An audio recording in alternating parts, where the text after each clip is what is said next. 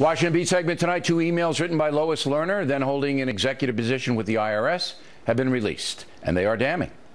Joining us now from Washington, Ace correspondent James Rosenthal. Cameron. So, Cameron, tell us about these emails. How did they get them? What did they say? Well, the congressional investigators got them through a whole variety of channels, but not from Lois Lerner and not obviously from her lost computer files. But some of them are pretty salty, not really suitable for television. But Congress does have one particular email in which Lois Lerner calls conservatives blank holes. She also calls them wackos. And in one, she actually compares the right to terrorists, saying that the government doesn't need to worry about, quote, alien terrorists. It's our own crazies that'll take us down. Those according to Lois Lerner's own emails. All right. Those emails were sent on a government-owned computer, correct? Mm-hmm. All right. And who were they sent to? Do we know? In one case, it was a family or a friend. It's a little bit unclear because the information. Right, so it was a social thing. All right. Sure. And but Republicans, and the other one was internal government. But Republicans say this shows that she was clearly mistreating Republicans because she's got a hostility toward conservatives. Toward them. And this is the smidgen that the president was looking for, okay? This is the smidgen of evidence. If you have a high-ranking IRS official who can order investigations into certain organizations that want to have tax-free status, and she's calling a particular political party an obscene name and crazies, that's a smidgen of evidence, Mr. President.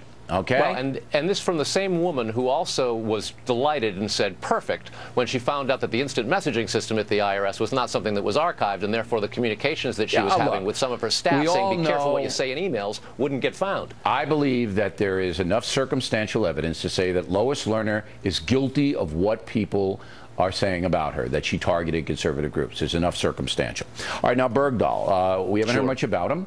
The sergeant is back. He was traded for 5 top terrorists. Back in the USA. He's back active duty. Now Congress wants to do what to Bergdahl, Cameron?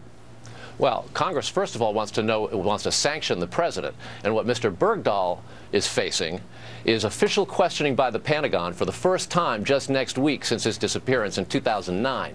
They're going to be asking him specifically what he was doing in the hands of the Taliban for that 5 years. The chief investigator, Major General Kenneth Dow, will be doing this. And the basic issue is whether or not Bergdahl deserted. And if he did desert, was he collaborating with the enemy?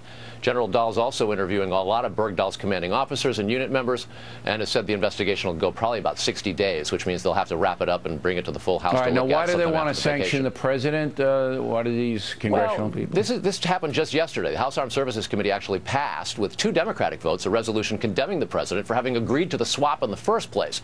Under the law, the president's supposed to give a 30-day notice to Congress whenever there's this type of a trade even contemplated, and that didn't happen. All right, so he just did it without telling anybody. Well, but it's more than that, Bill. It's a lot more than that. Republicans say this sets a very dangerous precedent, and they want to have the president reprimanded by the full House when they come back from vacation, because they say this is tantamount to negotiating with terrorists, and that's not supposed to be American policy. All right. All right, Rosen, let's get to you now. John Kerry, I understand the Secretary of State's in India while the Middle East burns and Putin runs wild and the southern border is collapsing. What's he doing in India? Well, he's meeting with the foreign minister there. Look, India plays a major role in all kinds of arenas on the world stage, Bill. The question of whether Kerry is too all over the place is somewhat misleading, frankly. It's akin to the question of whether the President of the United States should ever take a vacation, because as you and I both know, the quality and the pervasiveness of modern communications make it possible for such officials to administer their duties even when they are on the road. But look, we have big issues with India, and in fact, it wasn't so long ago that we were denying the man who is now their Prime Minister, a visa to enter this country. So Kerry's likely doing a bit of repair work over there in Delhi. So he's trying to make India at least friendly to us to some extent. Do you think, Rose, and this is an opinion question, and you can dodge it if you want to, that Kerry got his butt kicked in the Israeli-Hamas situation? I'm trying to discern the smidgen of coherence in that question, Bill.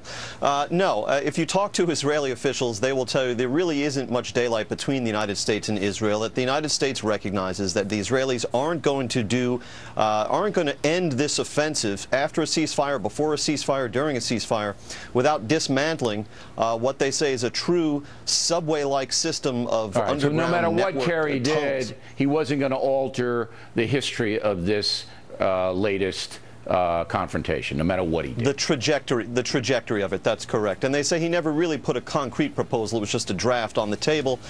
In short, they say that there's really no beef between the Israelis and John Kerry, that it was mostly fueled by the Israeli media. All right, gentlemen, thanks as always. Directly ahead, the VA scandal. Can Congress fix it? I'm skeptical. Then, Martha McCallum, on a University of California professor convicted of attacking pro-life folks. Up ahead.